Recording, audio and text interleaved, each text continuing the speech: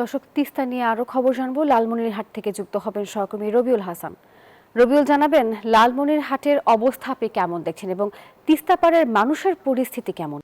নাফিসা, আপনি যেমনটি বলছিলেন যে আজ সকাল থেকে কিন্তু তিস্তার পানি বিপদসীমার 13 সেন্টিমিটার উপর দিয়ে প্রবাহিত হওয়ার পরে তিস্তার তীরবর্তী যে নিম্ন অঞ্চল রয়েছে সেই নিম্ন অঞ্চলে কিন্তু পানিবন্দী হয়েছে, জলাবদ্ধতা সৃষ্টি হয়েছে এবং ঘর বাড়িতে কিন্তু পানিও প্রবেশ করছে। আপনি জানেন যে সকাল থেকে কিন্তু পানি আস্তে আস্তে কমছে।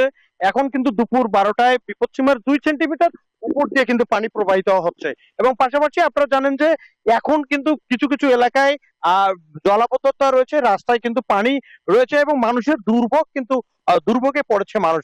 আপনারা জানেন যে এই তিস্তা তীরবর্তী এলাকার যে আপনারা জানেন নদী ভরাটের কারণে কিন্তু নতুন নতুন এলাকায় কিন্তু পানি প্রবেশ করেছে এবং পারবি প্রবেশ করার পরে কিন্তু মানুষের দুর্ভোগ পোহাতে হচ্ছে। আমরা ইউপি সদস্য আপনার সাথে কথা বলতে চাই, আপনার এলাকায় কি অবস্থা, পানিবন্দী আছে কিনা?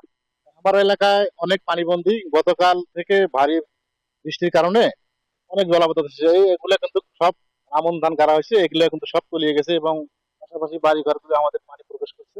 যদি পানি আর একটু বৃদ্ধি পেলে আমার ওয়ার্ডে প্রায় অনেক লোক প্লাবিত হবে। আপনাকে আমরা শুনছিলাম একজন ইউপি সদস্য কিন্তু বলছিল যে জলাবদ্ধতা রয়েছে এবং আমন খাত, বিশেষ করে আপনারা জানেন যে গতকাল রাত থেকে অতিবৃষ্টির কারণে কিন্তু আমন খাতের ব্যাপক ক্ষতি হয়েছে এবং পানি বন্দী হয়েছে আমন খাতের। এই ছিল আমার কাছে সর্বশেষ। ফিরে যাচ্ছি স্টুডিওতে। নাফিসা। রবিউল, ধন্যবাদ আপনাকে।